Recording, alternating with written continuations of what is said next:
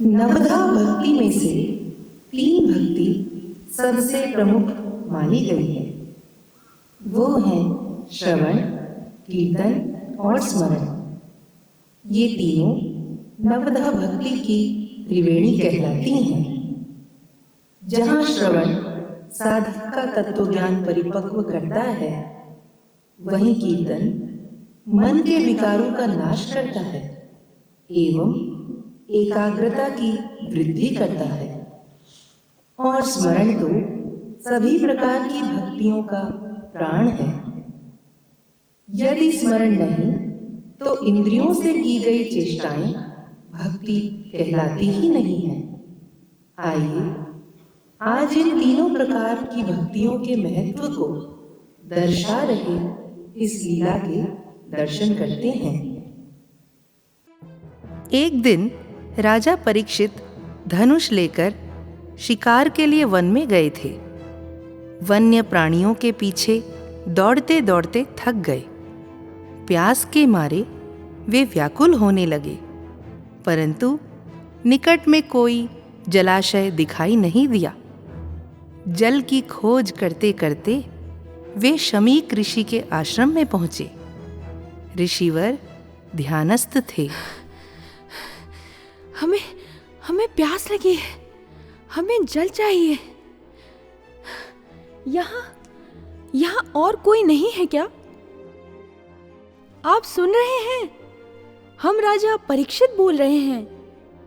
हमें प्यास लगी है, जल की आवश्यकता है हमें। आपको सुनाई नहीं देता क्या? ऋषिवर, उत्तर दीजिए।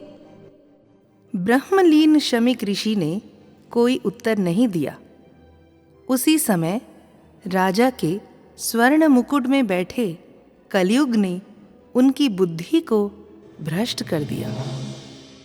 लगता है यह कोई ढोंगी है, झूठ मूठी समाधि में लीन होने का अभिनय कर रहा है। राजा का सम्मान नहीं, आसन नहीं, जल तक नहीं पूछा। इसी समय इसका वध कर देना चाहिए। यह दंड का अधिकारी है। ऐसा कहकर राजा ने ऋषिवर पर धनुष बाण तान लिया, किंतु उनके सुसंस्कारों ने उन्हें रोक लिया। कलयुग के प्रभाव से वे अभी भी मुक्त नहीं हुए थे। उन्होंने पास में पड़े एक मृत सर्प को देखा। क्रोधवश उन्होंने उस सर्प को उठाकर महर्षि शमीक के गले में डाल दी एवं वहां से चले गए। इस संपूर्ण घटना को कुछ ऋषि पुत्रों ने वृक्ष की ओट से देखा। मित्रों, यह तो राजा ने बहुत ही बड़ा अपराध किया है। ऋषिवर की समाधि का अपमान किया है। हमें चलकर श्रृंगी को इसके विषय में बताना चाहिए। चलो शीघ्र। शमीक ऋषि का पुत्र श्रृंगी बड़ा ही तेजस्वी था। ऋषिपुत्र उसके समक्ष वहां पहुंचे जहां वह स्नान करने हेतु गया था। मित्रों, तुम सब यहाँ अचानक, कोई बात हो गई है क्या? श्रृंगी, बात नहीं, बहुत बड़ी बात हो गई है। कोई एक राजा आश्रम में आए थे और उन्होंने ध्यानस्थ मुनिवर के गले में एक मरा हुआ सर्प डाल दिया। यह तो उनका घोर अपमान हुआ ना? क्या उस राजा ने ऐसी धृष्टता की? निश्चित ही उसे दंड मिलना चाहिए। मैं शमीक पुत्र श्रृंगी उस राजा को यह श्राप देता हूँ कि आज से ठीक 7 दिन पश्चात ही तक्षक सर्प के काटने से उसकी मृत्यु हो जाएगी। यही उस अभिमानी व पापी राजा के लिए उचित दंड है। यह श्राप इस धरती पर किसी भी प्रकार से न टल पाएगा।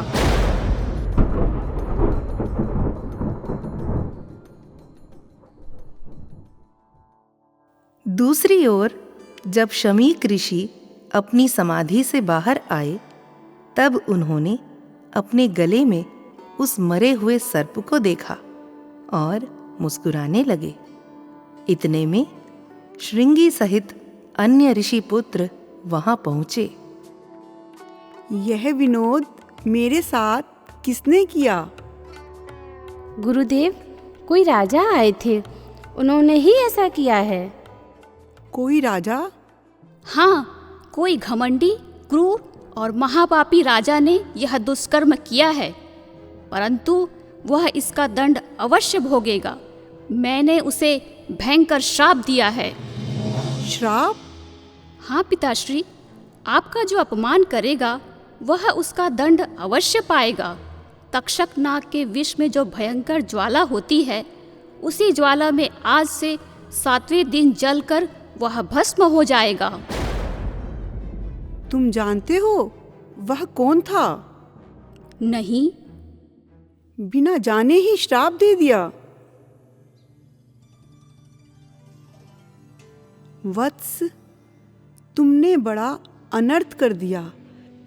एक बड़े यशस्वी धर्मात्मा सम्राट को ऐसी छोटी सी भूल के लिए इतना भयानक श्राप दे दिया है। वो परम भक्त हैं, गौ और ब्राह्मणों की रक्षा करने वाले, अपनी प्रजा को संतान की भांति पालने वाले ऐसे राजा हैं जिनका सम्मान देवता भी करते हैं। मूर्ख बालक, ऐसे राजा के ना रहने पर संसार में अनाचार फैलेगा, वैदिक आर्य धर्म का लोप हो जाएगा। तपस्या से शक्ति अवश्य मिलती है, किंतु जो भगवान के भक्त होते हैं वो उस शक्ति का प्रयोग अपना बदला लेने के लिए कभी नहीं करते। भक्त तो अपने अपमान को भगवान का प्रसाद मानते हैं।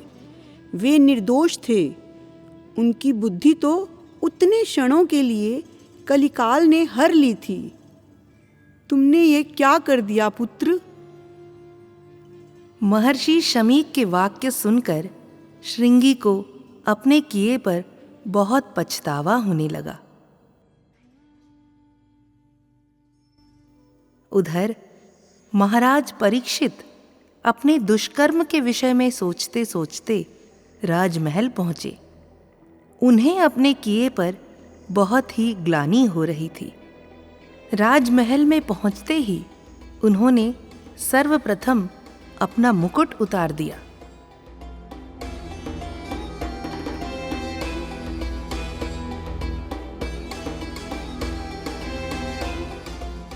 अरे अरे, ये क्या कर दिया मैंने?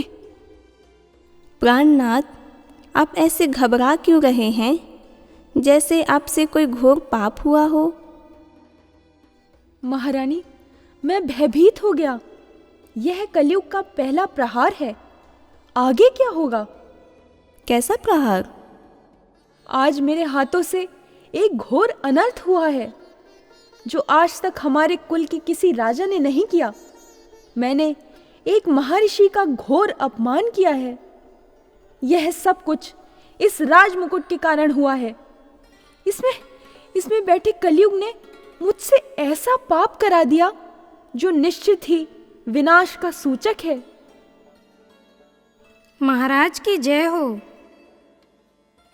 महाराज, द्वार पर महामुनि शमीक आपके दर्शन की प्रतीक्षा कर रहे हैं। महामुनि शमीक स्वयं यहाँ आए हैं? जी महाराज। महाराज, हमने उन्हें बताया कि आप विश्राम करने चले गए हैं, परंतु वे कह रहे थे कि वे आपको आपके ऊपर आने वाले संकट के विषय में सूचित करने आए हैं। यह समय निद्रा के लिए नहीं, अपितु जागृत रहने के लिए है। महाराज, मुनिवर की बातें सुनकर हमने आपको तुरंत सूचित करना उचित समझा। क्या वे क्रोध में हैं? वे क्रोधित हो या ना हो, इसमें हमारे धर्म एवं कर्तव्य में कोई अंतर नहीं आना चाहिए। उन्हें आदरपूर्वक भीतर ले आओ। जैसी आज्ञा महाराज।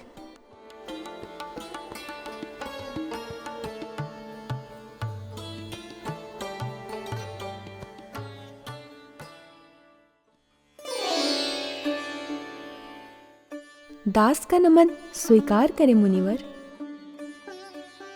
आइए, आसन ग्रहण कीजिए।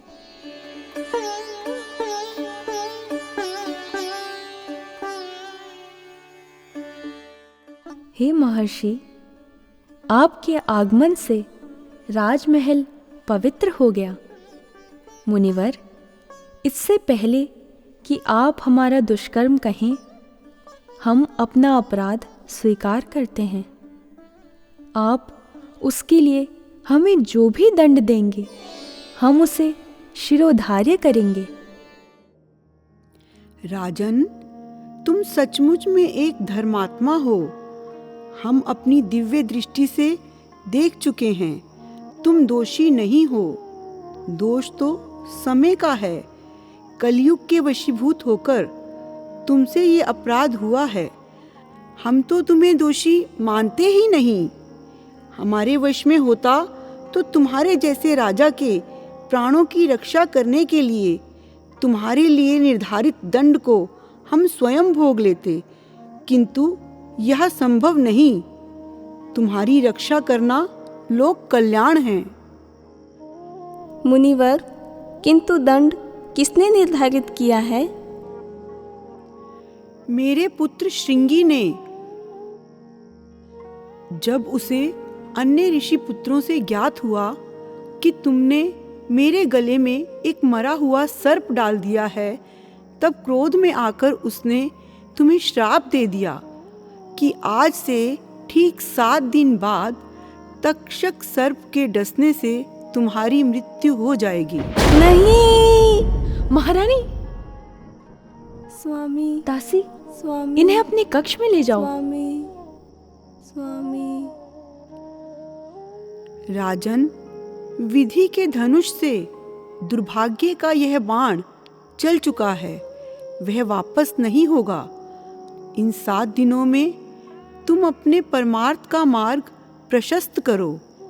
राजन, तुम्हारे परिवार के सदस्य यहीं रहेंगे, तुम्हारे साथ कोई नहीं जाएगा, केवल तुम्हारा कर्म साथ रहेगा। मोह माया का त्याग कर इसी क्षण गुरुजनों से परामर्श करो, जिससे वे तुम्हें वो सन्मार्ग दिखाएं जिस पर चलकर मानव भव सागर को पार कर लेता है।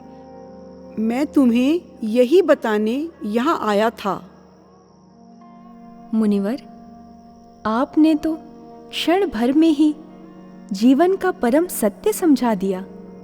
आप निश्चिंत रहें, मैं आपकी आज्ञा का 100% पालन करूंगा। आपका बहुत बहुत आभार। कल्याण हो। शमीक मुनि के कथन अनुसार महाराज परीक्षित अपना समस्त राज्य अपने पुत्र जन्मजय को देकर गुरुजनों से परामर्श कर भगवान व्यास के पुत्र शुकदेव परमहंस जी के समक्ष पहुँचे। ईश्वर प्राप्ति रूपी प्रकाश की ओर आगे बढ़ने के लिए यह उनका सबसे महत्वपूर्ण चरण था। पूर्ण भाव से उन्होंने उनकी चरण वंदना की। भगवान, मैं आपकी शरण में आया हूँ। गुरुजनों के कथन अनुसार आप ही वो प्रकाश पुंज हैं जिससे मेरा अज्ञान रूपी अंधकार दूर हो सकता है। मुझ पर कृपा करें भगवान।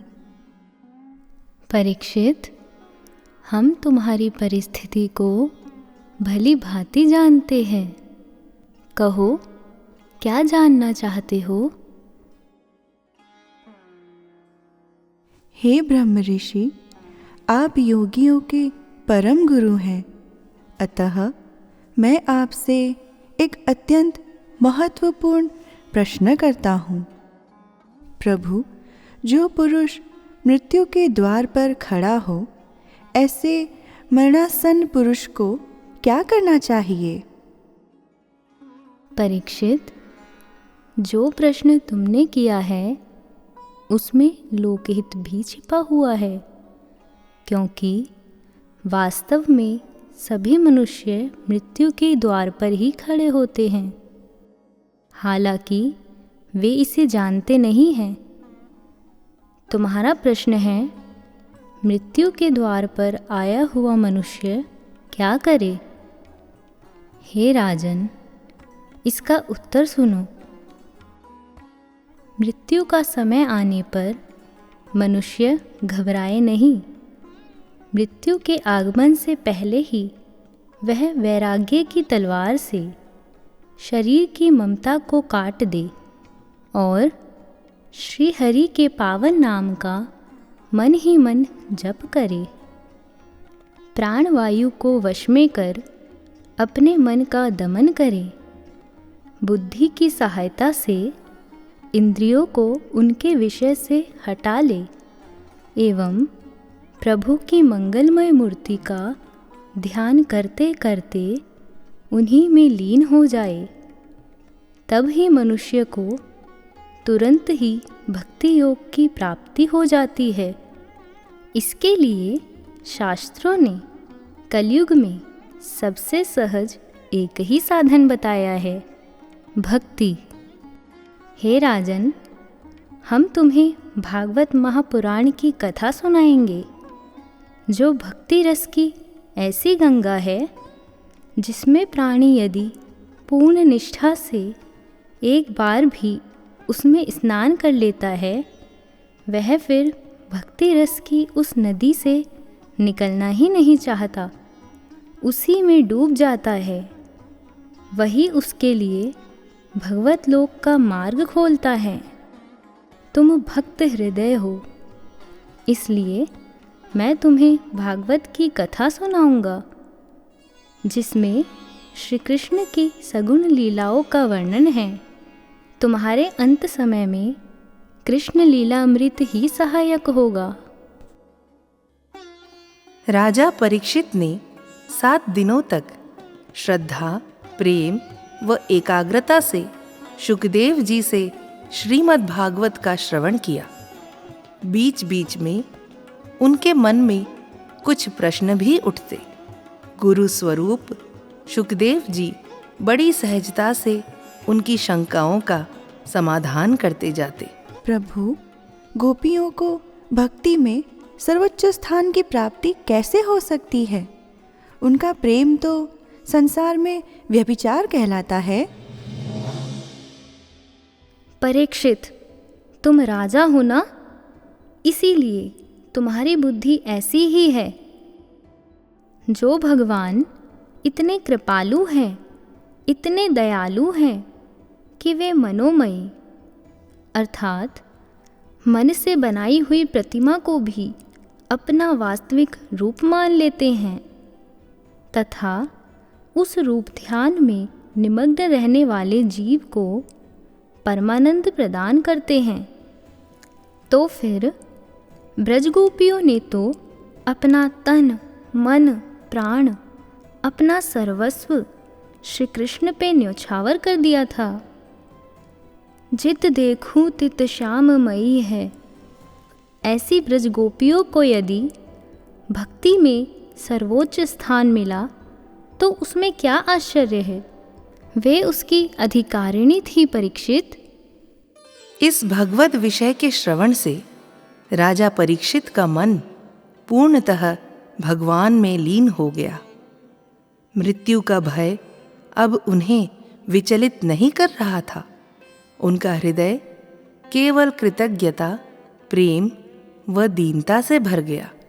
हे महामुने, आपने श्रीमद् भागवत महापुराण सुनाकर मुझे अमरता प्रदान की। जिस भय से मैं कांप रहा था, उसी मृत्यु को आपने भगवान के स्मरण का उत्सव बना दिया। प्रभु, आपने जिस करुणा से यह भागवत कथा सुनाई, उससे मेरे हृदय का अज्ञान रूपी अंधकार मिट गया। राज्य, देह, वैभव, अब इन सब का मेरे लिए कोई मूल्य नहीं है। केवल श्री हरि ही मेरे सर्वस्व हैं। मैं धन्य हूँ कि मेरे कानों ने आपके मुख से हरि लीला कथा का श्रवण किया। धन्य है वे क्षण जिनमें आपका संग मुझे प्राप्त हुआ। यही मेरे जीवन की पूंजी है। राजन, तुम्हारी अंतिम यात्रा को सफल बनाने का समय आ गया। जाओ एवं कृष्ण लीलामृत का निरंतर पान करते करते मृत्यु का वरण करो। वह मृत्यु तुम्हारे लिए मृत्यु नहीं, अपितु भगवान की गोद में जाने का द्वार सिद्ध होगी। शुकदेव परमहंस से आज्ञा लेकर राजा परीक्षित महल लौट आए। जितने भी क्षण उनके जीवन में शेष थे, उसमें वे श्री कृष्ण के ध्यान में ही डूबे रहते। गहोरे मन श्याम चरण शरणाई,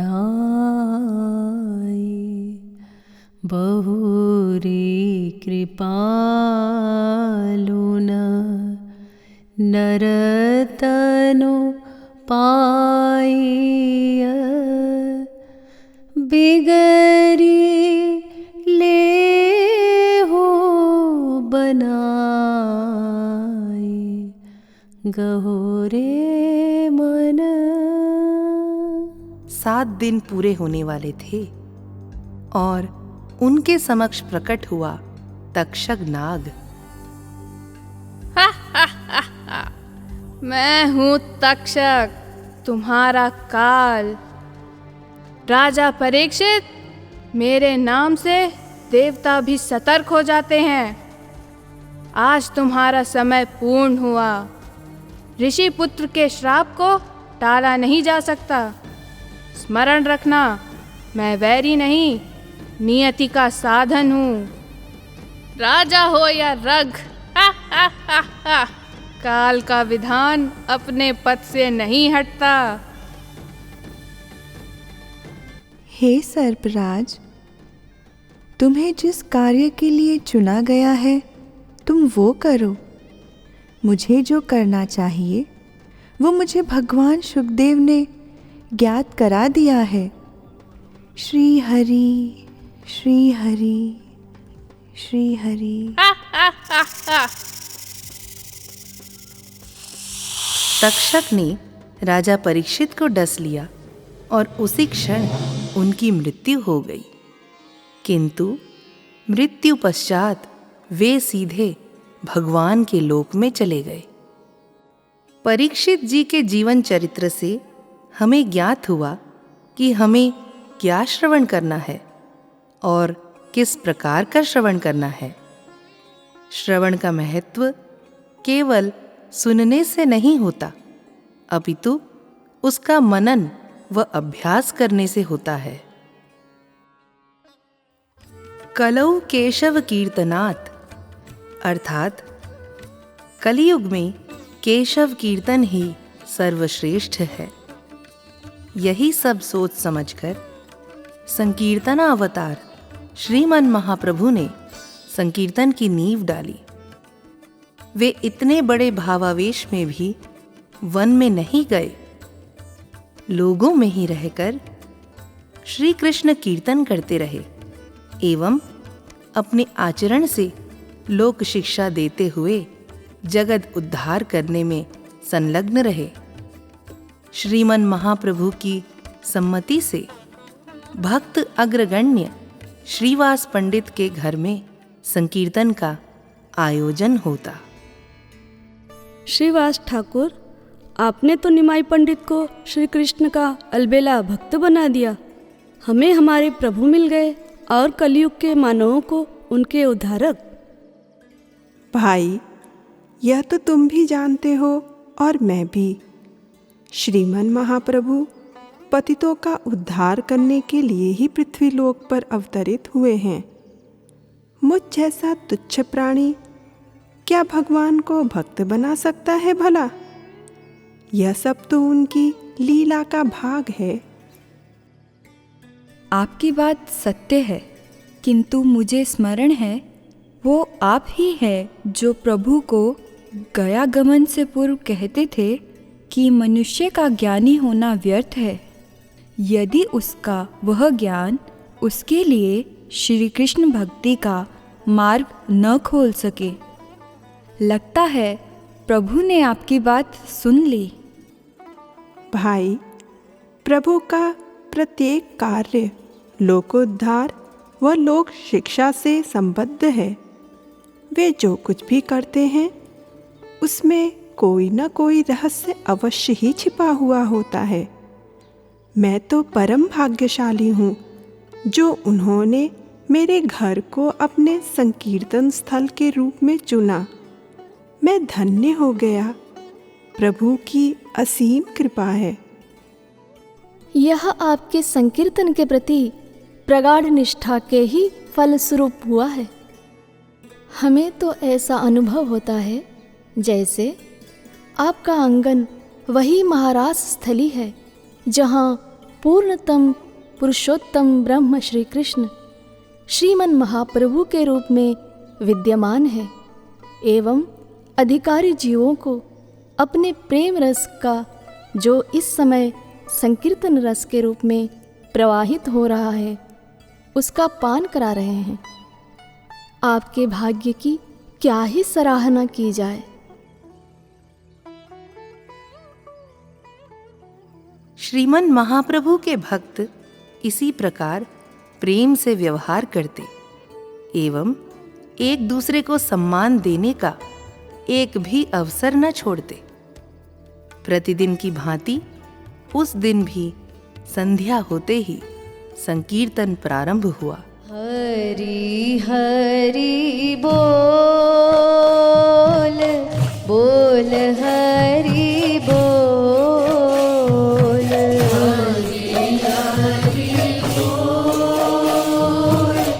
बोल हरि बोल हरि हरि बोल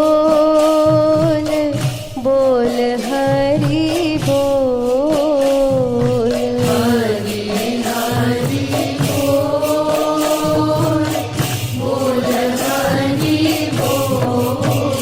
ओ मुकुंद माधव गोविंद बोल मुकुंद माधव गोविंद बोल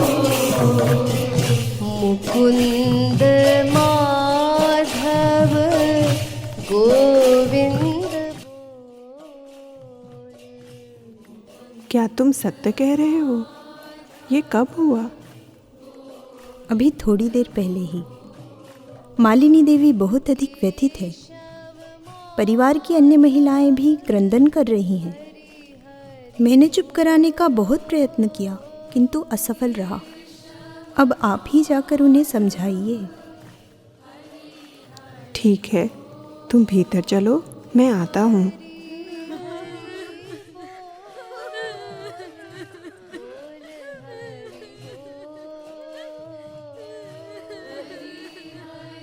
ऐसा सोचकर श्रीवास पंडित घर के भीतर चले गए। अंदर जाकर देखा अपने मृत पुत्र को और उसकी मृत्यु पर विलाप कर रही अपनी श्रीमती और परिवार की अन्य महिलाओं को। किंतु संकीर्तन के प्रति उनकी प्रगाढ़ निष्ठा ने क्षण भर के लिए भी उन्हें विचलित नहीं होने दिया। उनके जीवन में ऐसा महत्व था संकीर्तन का एवं श्रीमन महाप्रभु की उपस्थिति का। कृपया आप सब चुप हो जाइए, शांत हो जाइए। मालिनी, तुमसे हमें यह आशा नहीं थी। यदि आप सब ऐसे क्रंदन करेंगी और प्रभु के कानों तक ध्वनि पहुंचेगी तो उनके कीर्तन में व्यवधान उत्पन्न होगा। जिस घर में प्रभु स्वयं उपस्थित हैं और संकीर्तन रस की वर्षा कर रहे हैं, वहां पर यदि किसी की मृत्यु हो जाए तो इससे बड़ा सौभाग्य भला उसके लिए और क्या हो सकता है। जहाँ प्रभु विराजमान है वहाँ सब कुछ मंगलमय ही है, कुछ भी अशुभ नहीं हो सकता। हमारा पुत्र तो परम भाग्यशाली है, जो इतनी पावन घड़ी में उसने अपने प्राण त्यागे हैं। उसे अवश्य ही सद्गति की प्राप्ति होगी। पुत्र, मेरा पुत्र, पुत्र। आप सब शांत हो जाइए, अन्यथा हम भी गंगा जी में कूदकर अपने प्राण त्याग देंगे। यह नश्वर शरीर तो एक दिन छूटता ही है, उसमें विलाप करना मूर्खता है। अतः आप सब श्री प्रभु की उपस्थिति का आनंद लीजिए एवं अपने मन को प्रभु के परम पावन नाम संकीर्तन में लगाइए। यह महाधन है, जिसे मिल जाए वह सदा सदा के लिए माला माल हो जाता है। स्वामी, मुझे क्षमा कर दीजिए। पुत्र मोह के कारण मैं भावनाओं में बह गई थी, भूल गई थी कि इस मानव देह का वास्तविक लक्ष्य क्या है। आप निश्चिंत रहें, प्रभु के संकीर्तन में कोई बाधा उत्पन्न न होगी। आप जाइए, प्रभु आपको परख रहे होंगे। घर की महिलाओं को शांत कराकर श्रीवास पंडित बाहर आंगन में आए। उनकी श्री कृष्ण नाम संकीर्तन के प्रति निष्ठा व विश्वास उदाहरण स्वरूप संसार में चिरस्मरणीय रहेगा। प्रभु भी अब सिंहासन पर विराजमान हो चुके थे। भक्त प्रभु के मुखारविंद की ओर सजल नेत्रों से ऐसे निहार रहे थे जैसे चातक पक्षी स्वाति नक्षत्र की ओर निहारता है। श्रीवास पंडित के लाख प्रयत्न करने के पश्चात भी प्रभु ने उस वातावरण में देख ही लिया कि कुछ तो अशुभ घटना वहां घटित हुई है। भक्तवृंद, हमें आज ऐसा क्यों प्रतीत हो रहा है जैसे कि यहाँ कोई दुखद घटना घटी है? क्या आप में से कोई हमें बता सकता है? गदाधर, क्या तुम कुछ बता सकते हो?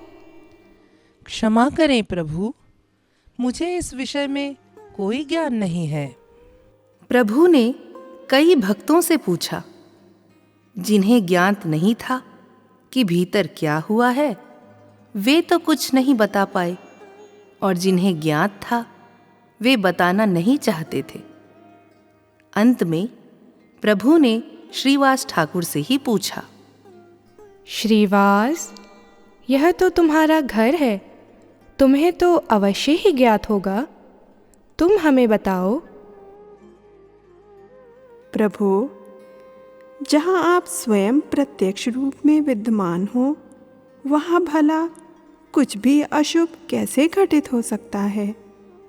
आप तो बस इसी प्रकार हम अधमों पर अपनी कृपा दृष्टि बनाए रखें। श्री हरि के नाम रूपी महाधन से हमें धनवान बनाते रहें। श्रीवास, तुम्हारे इसी भाव के कारण ही तो हम तुम्हारे हाथ बिना मोल के ही बिक जाते हैं, किंतु हमें ऐसा लग रहा है जैसे कि हमसे कोई बात छिपाई जा रही है। क्यों? क्षमा करें प्रभु, मुझे श्रीवास ठाकुर ने आपको बताने से रोका था। वे नहीं चाहते थे कि आपके आनंद में, संकीर्तन में किसी भी प्रकार की बाधा उत्पन्न हो। किंतु इन्होंने तुम्हें क्या बताने से रोका था? प्रभु, जिस समय आप संकीर्तन रस में डूबे हुए थे, उसी समय इनके पुत्र का देहांत हो गया। श्रीवास, तुमने मेरी प्रसन्नता के लिए अपने पुत्र के मृत्यु की भी चिंता नहीं की। इतना अगाध प्रेम करते हो मुझसे। ऐसी प्रबल निष्ठा संकीर्तन के लिए धन्य हो तुम श्रीवास, धन्य हो। बालक को हमारे समक्ष ले आओ। प्रभु की आज्ञा अनुसार श्रीवास पंडित के मृत पुत्र को लाया गया।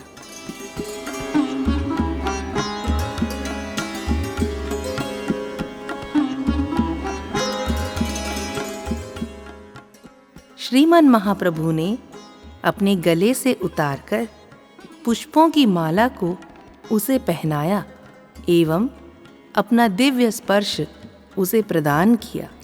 हे बालक, उठो, मैं तुमसे कुछ पूछना चाहता हूँ। प्रभु का स्पर्श प्राप्त कर श्रीवास पंडित का पुत्र पुनर्जीवित हो गया। प्रभु, हरि बोल, हरि बोल। पुत्र, तुम आ गए पुत्र। हे प्रभु, ये कैसा चमत्कार है। बताओ बालक, जब तुमने यह शरीर छोड़ा तब तुम कहाँ गए थे?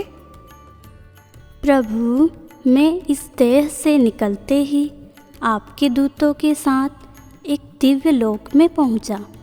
वहाँ न भय था न शोक, केवल आनंद ही आनंद था। क्या तुम वहाँ सुखी थे? हाँ प्रभु, वह सुख इस संसार के सर्वोच्च सुख से भी अनंत गुना अधिक था। वहाँ केवल आप ही आप थे। तो फिर तुम लौट क्यों आए? प्रभु, आपकी इच्छा के बिना कोई कहीं आ जा नहीं सकता। आपने बुलाया, इसलिए मैं लौट आया। आप किस बात का शोक मना रही थी? यह शरीर तो नश्वर है एवं समस्त संबंध क्षणिक है। माता पिता का प्रेम भी बंधन है एवं इन सभी प्रकार के बंधनों से मुक्ति पाने का एक ही मार्ग है, वह है श्रीमन महाप्रभु की भक्ति। जीवन तभी सार्थक हो सकता है जब प्रत्येक श्वास पर एकमात्र प्रभु के परम पावन नाम का ही आधिपत्य हो, अन्य किसी का भी नहीं। सभी भक्त स्तब्ध रह गए। श्रीवास पंडित एवं मालिनी देवी के नेत्रों में आनंद के अश्रु छलक पड़े।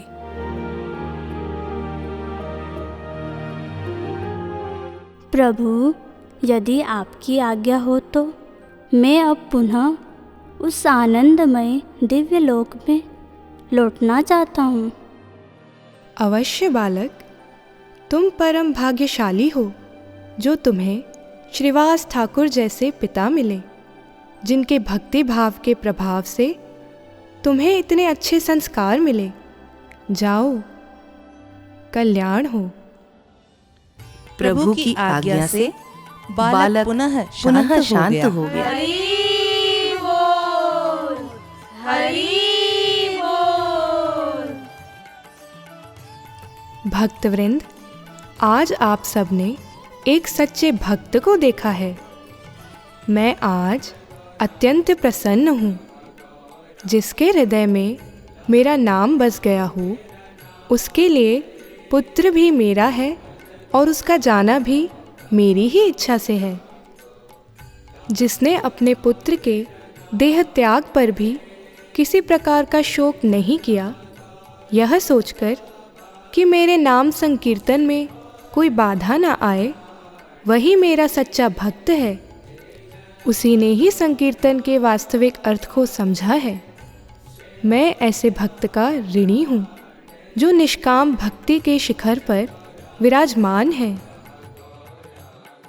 श्रीवास, तुम धन्याति धन्य हो।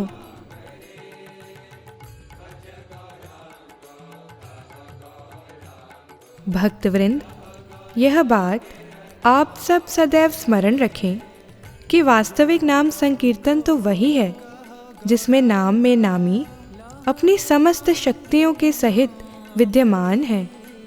इस तथ्य का विस्मरण एक क्षण को भी ना हो। केवल मुख से प्रभु का नाम उच्चारण करना संकीर्तन नहीं है, यह तो तोता रटंत है। संकीर्तन तो हृदय में वह दृढ़ता प्रदान करती है जिससे साधक किसी भी प्रकार के सांसारिक विपदा अथवा प्रारब्ध के आने पर विचलित नहीं होता। ऐसी महानता है संकीर्तन की। आज से मैं और नित्यानंद प्रभु ही तुम्हारे पुत्र हैं।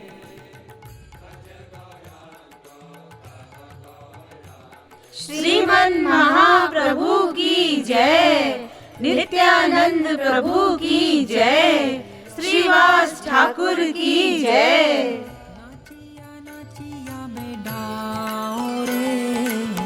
गौरांग बोलिया दुबाहु तोलिया, नाचिया नाचिया बेडा रे। नवधा भक्ति में से सबसे प्रमुख है स्मरण भक्ति।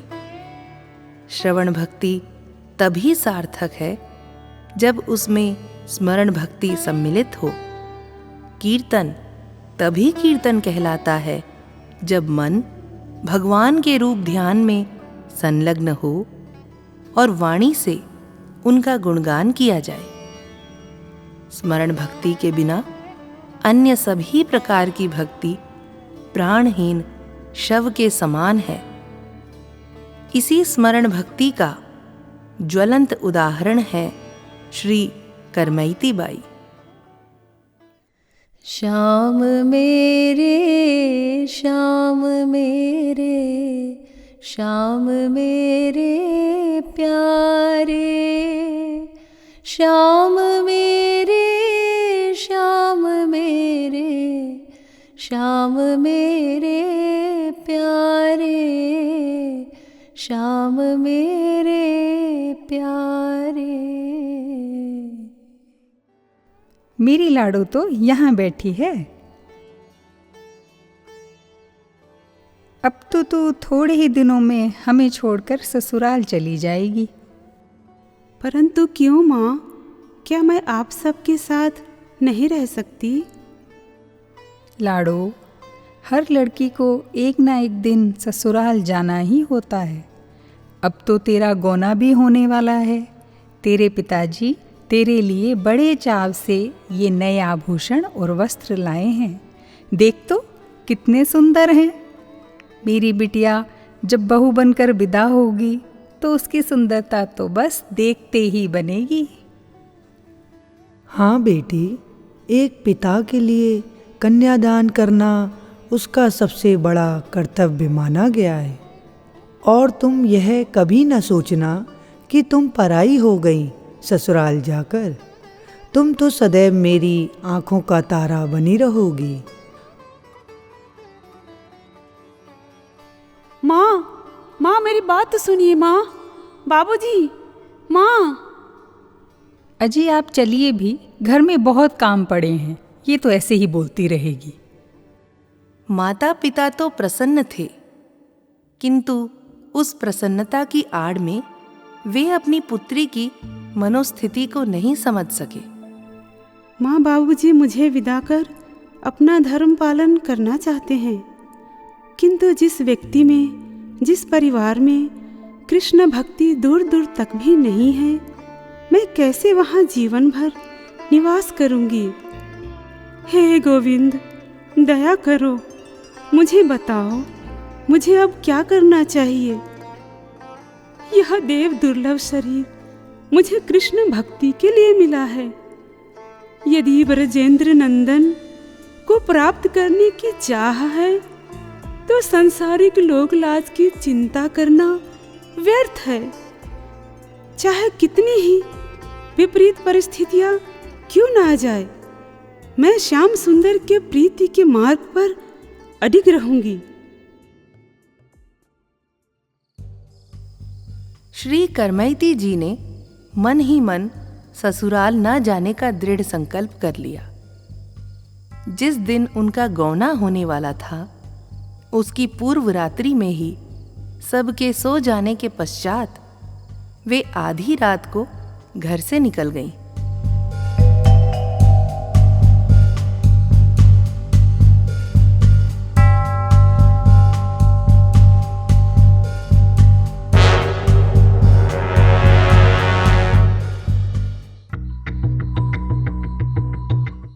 अजय सुनते हैं? सुनिए जी, कहाँ हैं आप?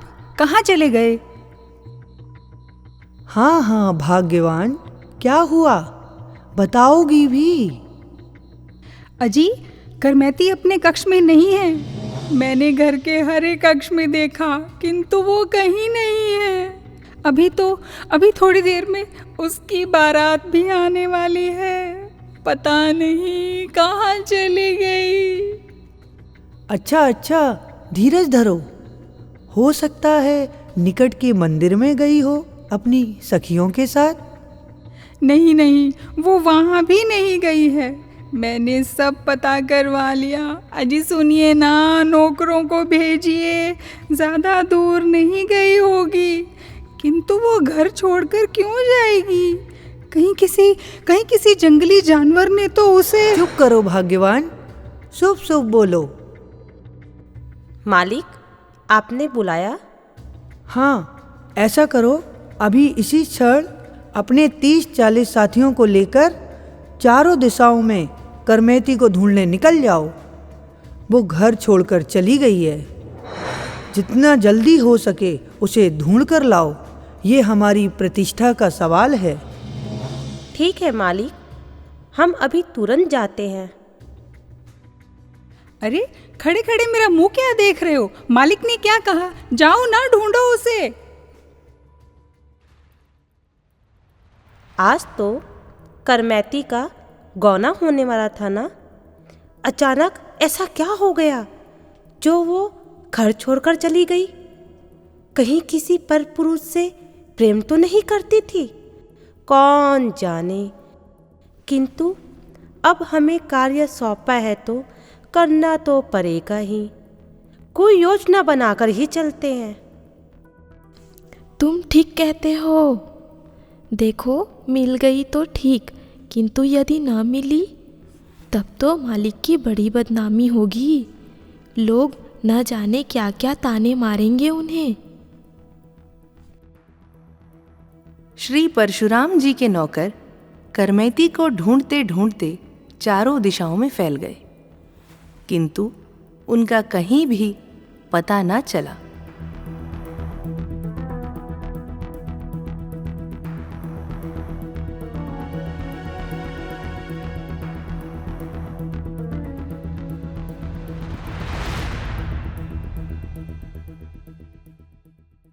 भैया, इधर ही कहीं छिपी है करमैती। नौकरों की एक टोली उन्हें ढूंढते ढूंढते उनके समीप तो आ पहुंची, किंतु इससे पहले कि वो उन्हें देख पाते, करमैती बाई निकट में पड़े एक मरे हुए ऊंट की विशाल कंकाल के अंदर छिपकर बैठ गईं।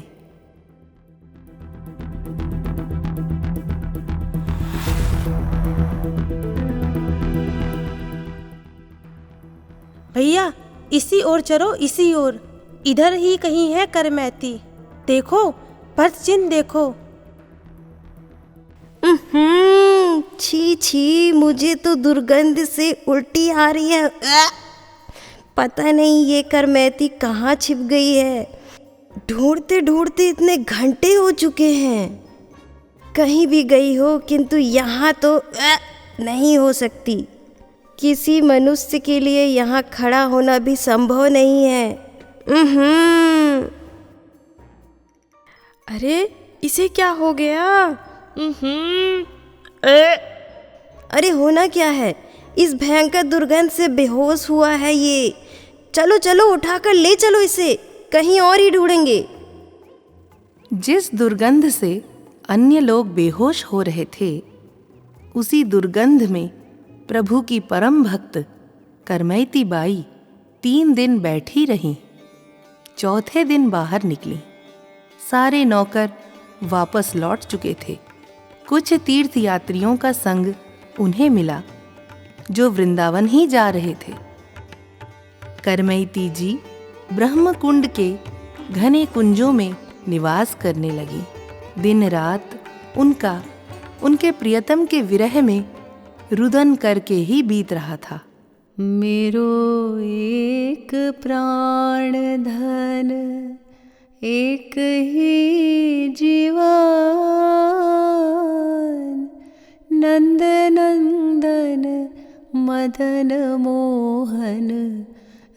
अधिकार मान।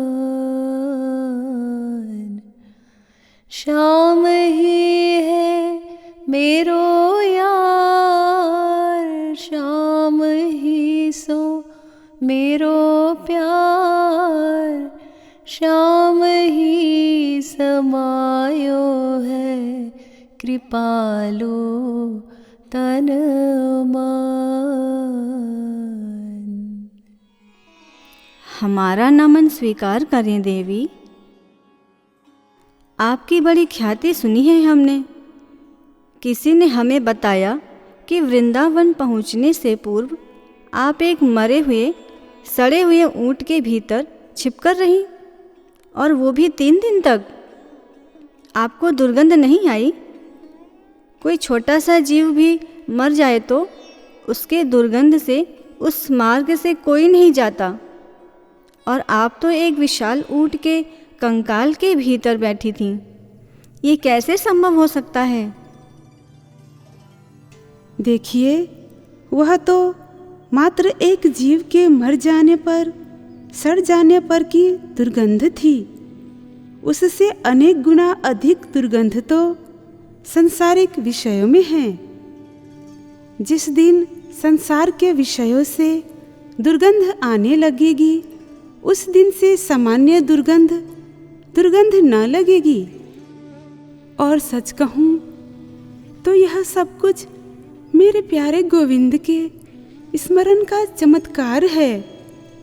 जहाँ उनका स्मरण होता है, वहाँ पर कठोर वस्तु कोमल हो जाती है, दुर्गंध सुगंध में परिवर्तित हो जाती है।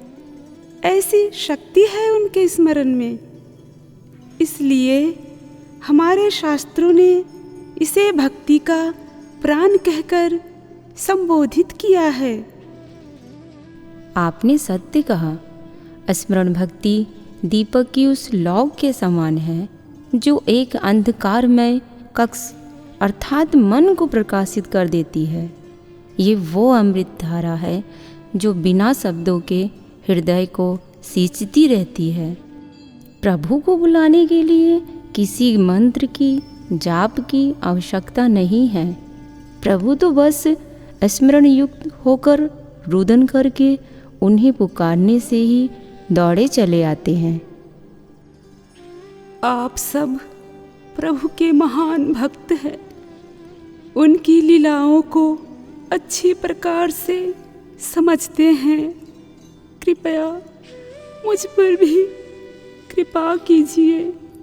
अपने जैसी भक्ति मुझे भी प्रदान कीजिए। मेरे जीवन का तो अब बस एक ही लक्ष्य है, चाहे प्रियतम आए चाहे ना आए, उनकी इच्छा।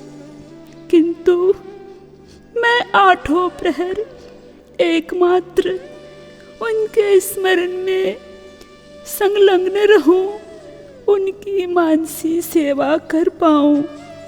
उन्हें पुकारते पुकारते भले ही मेरे प्राण ही क्यों न चले जाए। देवी, श्याम सुंदर बड़े नटखट है, किंतु वे भक्तवत्सल भी है। भक्त के अश्रु देख वे स्वयं को रोक नहीं पाते, दौड़े चले आते हैं। आपको वे अवश्य दर्शन देंगे। ब्रजधाम में तो प्रत्येक रजकण उनकी चरण धूरी है। अब हमें आज्ञा दीजिए। करमैती जी को प्रणाम कर वे संत वहां से चले गए। करमैती जी प्रभु की मानसी सेवा में पुनः मग्न हो गईं। मार्ग में उन्हें श्री परशुराम जी मिले, जो समाचार पाकर अपनी पुत्री को ढूंढते हुए श्री वृंदावन धाम आ पहुंचे थे।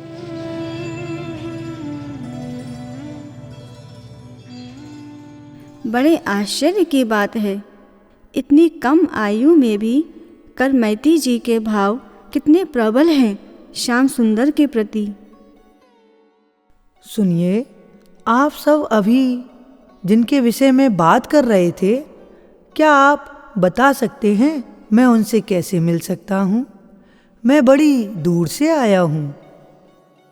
वे तो बहुत बड़ी भक्त हैं। आप यहाँ से सीधे ब्रह्मकुंड की ओर चले जाइए, वहीं पर वे निवास करती हैं।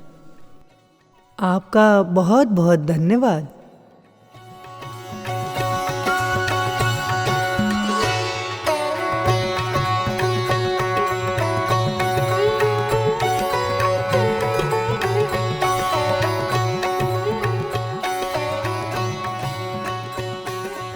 बेटी, इस प्रकार गौने के अवसर पर घर से छिपकर तुम्हारे भाग आने से संसार में मेरी नाक कट गई। मैं मुख दिखाने के योग्य नहीं रहा।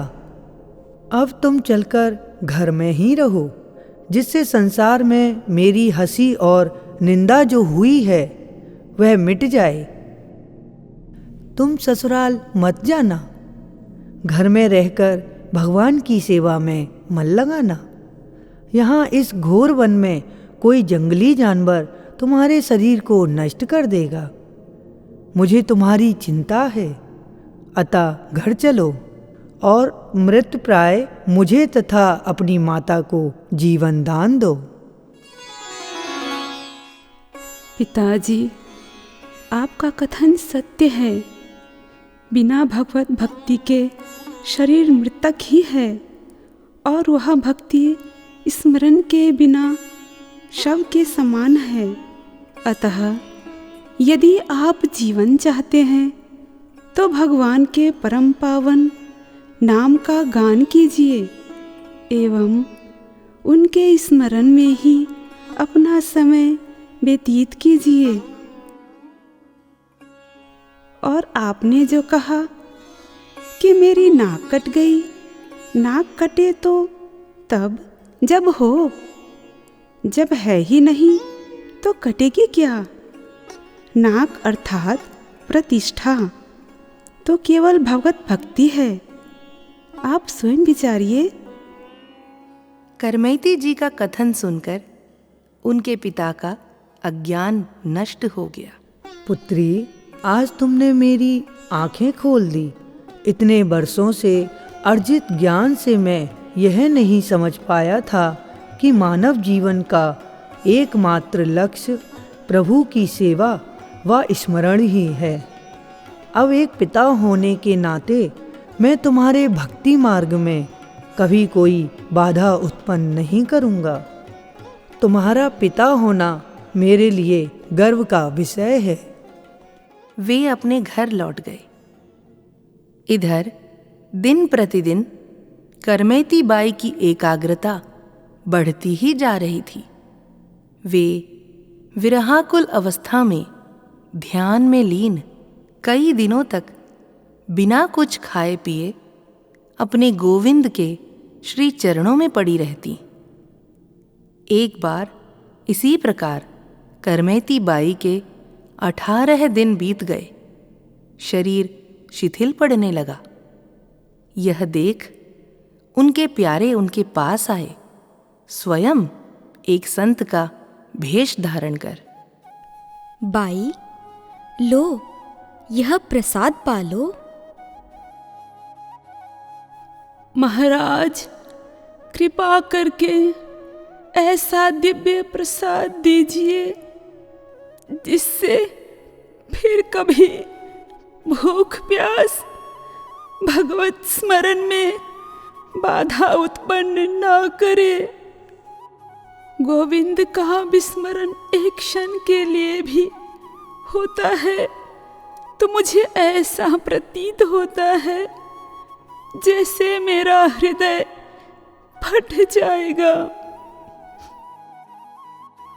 बाई, ऐसा ही होगा, किंतु तुम इस तरह अपने शरीर को कष्ट दोगी तो तुम्हारे प्यारे को भी तो कष्ट होगा। लो, यह प्रसाद पाकर देखो। करमैती बाई ने प्रभु के हाथों से एक ग्रास प्रसाद पाया। प्रसाद पाते ही उनका रोम रोम दिव्य चेतना से खिल उठा। वे रोते रोते प्रभु के चरणों में पड़ गईं। महाराज, यह कैसा अद्भुत आनंद मुझे आह्लादित कर रहा है। लगता है जैसे मैंने प्रसाद नहीं, स्वयं श्याम सुंदर को पा लिया है।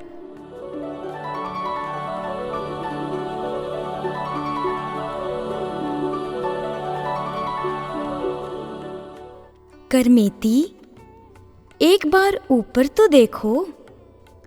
जिसका चिर दिन से स्मरण कर रही थी वह आज तेरे समक्ष खड़ा है। हे श्याम सुंदर प्यारे, हे गोविंद। करमेती, तूने मुझे कर्म से नहीं प्रेम से बांध लिया। तेरे हाथों की सेवा, तेरी मानसी सेवा मेरे लिए राजसी भोग से भी बढ़कर है। तूने कभी पद नहीं मांगा, मान नहीं चाहा। मेरे स्मरण में लीन रहने के लिए तूने लोकलाज की भी चिंता नहीं की। वही स्मरण ही मेरा सिंहासन है। आज से तू मेरी नित्य सखी है। मेरा दिव्य धाम ही अब तेरा निवास स्थान होगा।